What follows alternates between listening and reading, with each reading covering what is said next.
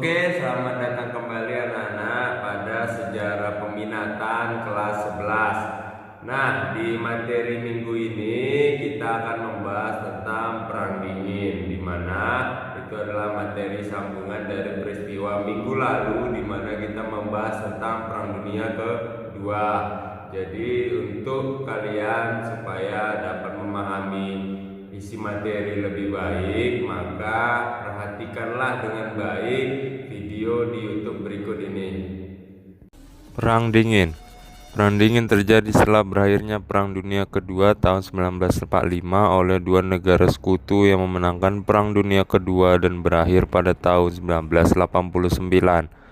Perang Dingin merupakan ajang saling untuk kecanggihan senjata. Karena merasa belum aman dari perang sehingga terus mengembangkan teknologi persenjataan. Peristiwa ini dinamakan Perang Dingin karena kedua belah pihak tidak pernah terlibat dalam aksi militer secara langsung. Namun pihak masing-masing memiliki senjata nuklir yang dapat menyebabkan kehancuran besar. Asal istilah. Pada akhir Perang Dunia Kedua, penulis dan jurnalis Inggris George Orwell menggunakan istilah Perang Dingin sebagai istilah umum dalam esainya yang berjudul You and the Atomic Bomb yang diterbitkan oleh surat kabar Inggris Tribune tanggal 19 Oktober 1945. Esai tersebut menggambarkan dunia yang hidup di bawah ancaman perang nuklir. Perang Dingin dilakukan oleh dua negara dikuasa, yaitu Amerika Serikat dan Rusia. Amerika Serikat disebut blok barat dan Rusia mewakili blok timur dalam Perang Dingin. Beberapa negara memilih untuk secara memihak salah satu dari dua blok tersebut, sedangkan yang lainnya memilih untuk tetap netral dengan mendirikan gerakan non-blok. Faktor-faktor penyebab Perang Dingin. Pertama, persaingan ideologi. Setelah Perang Dunia Kedua yang menyatukan negara sekutu yaitu AS, Inggris, Prancis, dan Rusia memisahkan diri dari Amerika Serikat disebabkan perbedaan ideologi. Rusia menganut paham sosialis komunis dan AS menganut paham kapitalis, sehingga kedua negara tersebut bersaing dan saling berebut pengaruh dengan cara menyebarluaskan ideologi masing-masing ke negara lain. 2. Persaingan militer. Persaingan militer berkembang ke arah militerisme dan perlombaan senjata.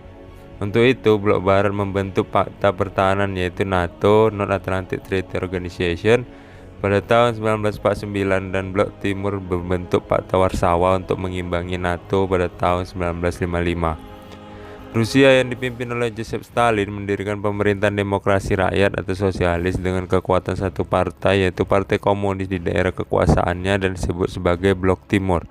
Amerika Serikat dengan negara sekutu lainnya membentuk penyebaran paham komunis lainnya dengan memberikan bantuan ekonomi dalam rangka Marshall Plan sehingga terbentuk blok barat.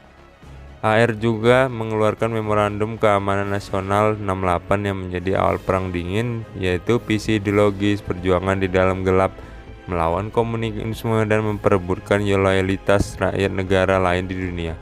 Untuk menandingi Marshall Plan, Uni Soviet juga membentuk Comecon. 3. Perebutan wilayah kekuasaan. Perang Dingin atau Cold War pada dasarnya bertujuan untuk memperluas lingkungan dan pengaruh dan keuntungan, sehingga memberi akibat negatif yaitu terpecahnya Jerman menjadi Jerman Barat dan Jerman Timur, Korea menjadi Korea Utara dan Korea Selatan serta Vietnam. Pemulihan hubungan. Nixon dan Brezhnev mengumumkan era baru, hidup berdampingan secara damai, dan membangun pendekatan hubungan baru yang disebut detente atau peredaan ketegangan antara dua negara didaya. Sebagai hasil dari perundingan mereka, detente menggantikan era permusuhan dari Perang Dingin dan kedua negara bisa hidup secara berdampingan. Pada tahun 1970, KGB yang dikepalai oleh Yuri Andropov terus menekan kritikus-kritikus terkenal yang mengkritik kepemimpinan Soviet. Selama periode detente ini, konflik tak langsung antara kedua negara daya masih terus terjadi di dunia ketiga. Pemulihan hubungan. Dalam perundingan ketiga pada tahun 1987, kedua belah pihak berhasil menghasilkan terobosan dengan ditandatanganinya Traktat Angkatan Nuklir Jangka Menengah atau INF. Traktat ini menghapuskan keberadaan semua senjata nuklir, rudal balistik, rudal jelajah, dan kedua pihak dengan jarak antara 500 dan 5.500 km beserta infrastrukturnya. Perang dingin juga mengakibatkan ketegangan tinggi yang pada akhirnya memicu konflik militer regional seperti blokade Berlin, Perang Korea, krisis Suez, krisis Berlin, krisis rudal Kuba, Perang Vietnam, Perang Yom Kippur, Perang Afghanistan, penembakan Korean Air penerbangan 007 oleh Soviet. Dalam rangka meminimalkan risiko perang nuklir, kedua belah pihak sepakat melakukan pendekatan detente pada tahun 1970-an untuk meredakan ketegangan politik. Berakhirnya Perang Dingin. Pada pertengahan 1980, Presiden Soviet yang baru, Mikhail Gorbachev, memperkenalkan kebijakan reformasi liberalisasi perestroika, reorganisasi, dan glasnost keterbukaan. Kebijakan ini menyebabkan Soviet dan negara satelitnya dilanda oleh gelombang revolusi damai yang berakhir dengan runtuhnya Uni Soviet tahun 1991. Uni Soviet secara fatal dilemahkan oleh kudeta yang gagal pada tahun 1991 dan meningkatnya jumlah Republikan Soviet, khususnya di Rusia, yang mengancam akan memisahkan diri dari Uni Soviet. Persemakmuran negara-negara merdeka yang didirikan pada 1 Desember 1991 dibanding sebagai entitas penerus Uni Soviet. Namun menurut para pemimpin Rusia, tujuannya untuk mungkin perpisahan secara beradab antara Republik Soviet dan juga berbanding dengan kelonggaran konfederasi.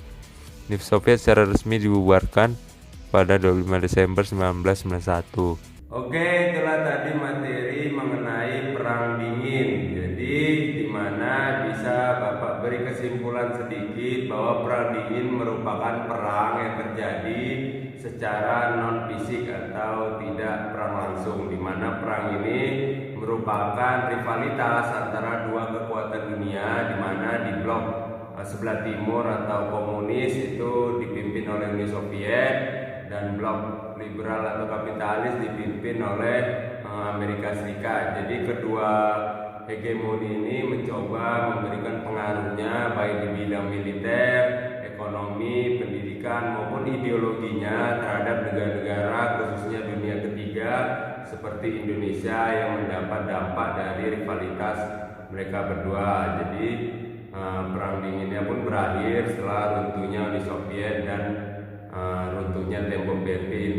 Itulah tentang materi kita hari ini, supaya ada kelanjutan juga dari kalian tentang tanya jawab dan diskusi bisa dibahas di Discord untuk minggu depan dan seterusnya. Semoga kalian tetap semangat dan juga rajin olahraga serta makan makanan yang bergizi. Selamat pagi.